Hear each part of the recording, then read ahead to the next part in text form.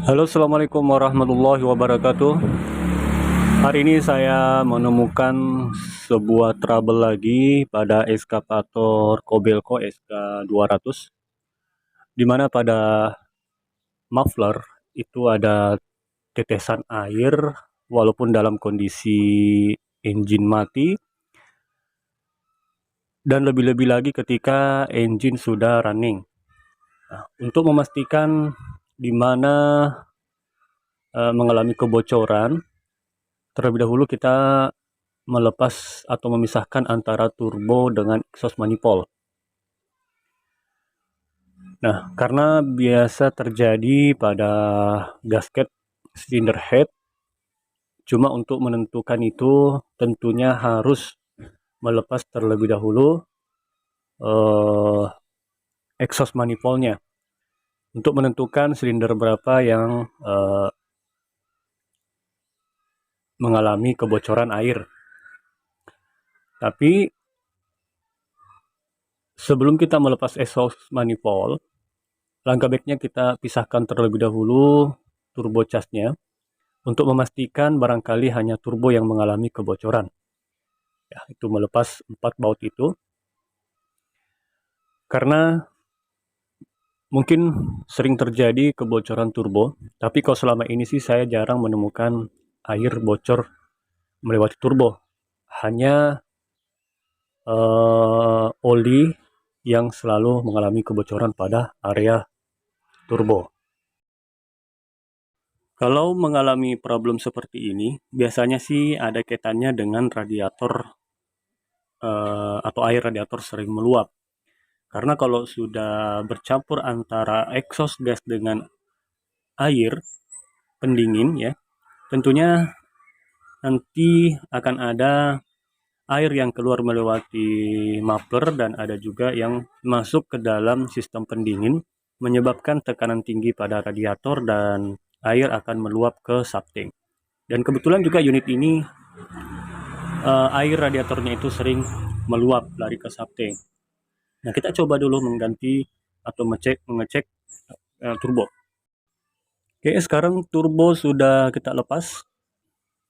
Saya akan melakukan pengecekan ya dengan cara saya sendiri ya, yaitu dengan menyiram air melewati lubang pendinginnya untuk cooling sistemnya. Kalau ada keluar berarti turbo mengalami kebocoran atau keretakan pada bagian dalam. Nah, ini air langsung keluar.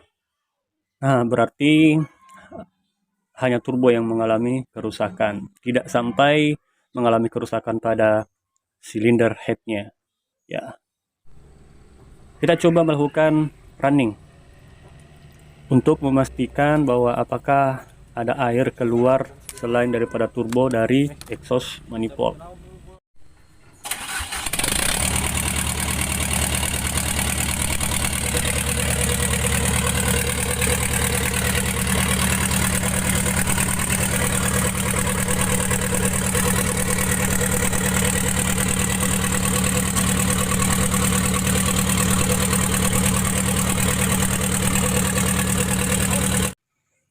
Oke, sekarang kita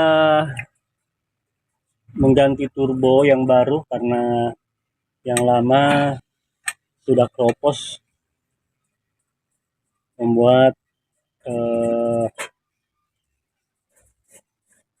air bocor melalui subnya. Perlu teman-teman ketahui ketika melakukan pemasangan turbo, pastikan dilakukan pengisian oli terlebih dahulu ya dari atas sebagai pelumas awal untuk sub turbo, karena ketika running saat di awal oli mungkin memerlukan sekitar 5 detik atau 8 detik untuk sampai di turbo.